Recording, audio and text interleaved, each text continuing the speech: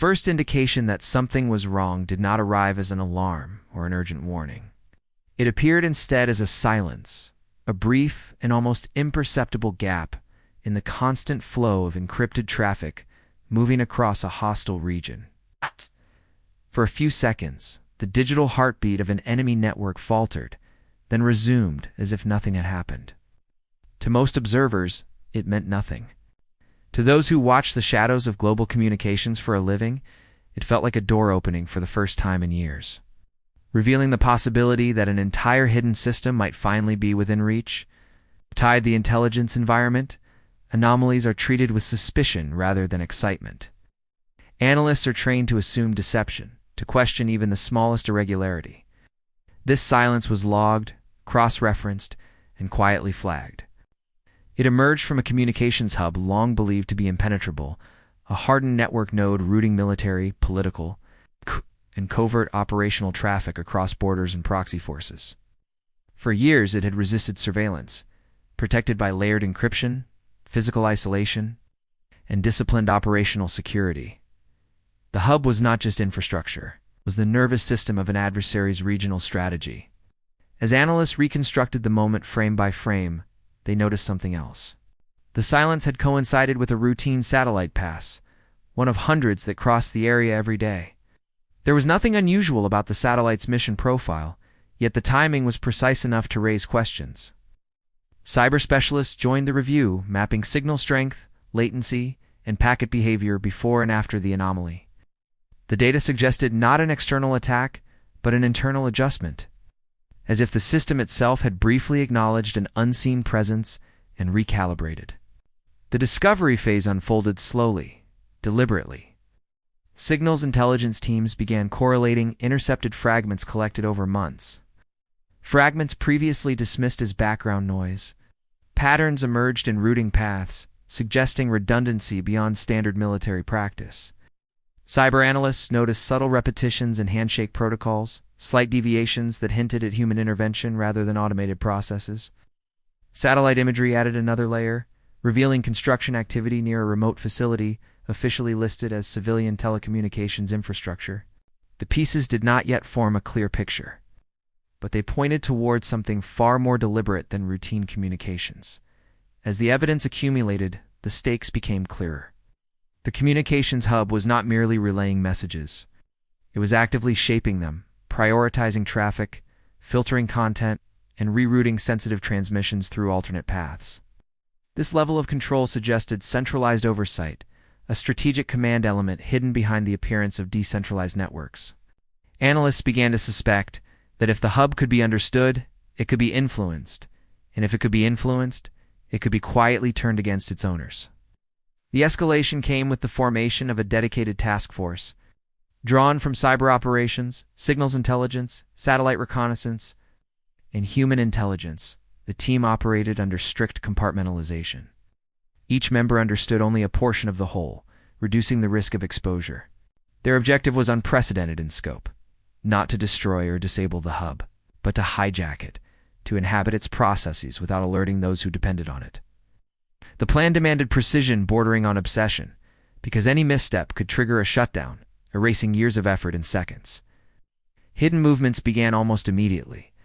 Cyber specialists crafted digital tools designed to mimic the hub's internal logic, studying how it authenticated commands and validated updates. Human intelligence sources were quietly tasked with gathering peripheral information, such as maintenance schedules, contractor identities, and supply chain vulnerabilities. Satellite assets were retasked to observe subtle changes in the facility's environment, from power fluctuations to security patrol patterns. Every detail mattered, because the operation would succeed or fail on its ability to remain invisible. As clues grew stronger, the task force identified a narrow window of opportunity. The hub relied on periodic firmware updates delivered through a trusted but rarely scrutinized channel. This channel had been secure for years, protected by the assumption that no adversary would dare interfere. It was precisely that assumption the CIA intended to exploit. By inserting a carefully engineered modification into the update stream, it could gain a foothold deep within the system, one that would appear as legitimate maintenance rather than intrusion.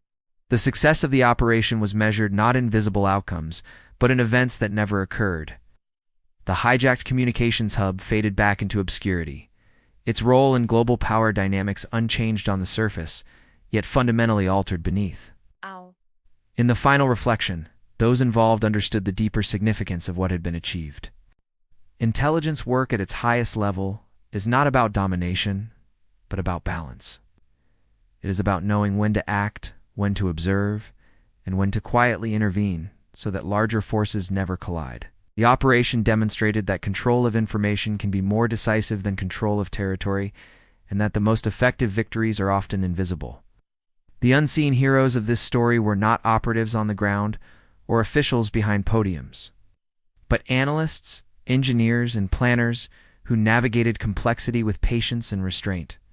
They understood that hijacking an enemy communications hub was not an end in itself, but a means to preserve stability in a world where miscalculation can be catastrophic. Their work remained classified, their names unknown, their impact woven silently into the fabric of modern geopolitics. Somewhere, other hubs continue to operate, other networks pulse with hidden intent, and other anomalies wait to be noticed. Intelligence agencies will continue to watch, to listen, and to act in the margins where history is shaped, but never seen. And when the next silence appears, brief and almost imperceptible, it will once again signal that the most important battles are being fought far from public view. In the quiet spaces between signals,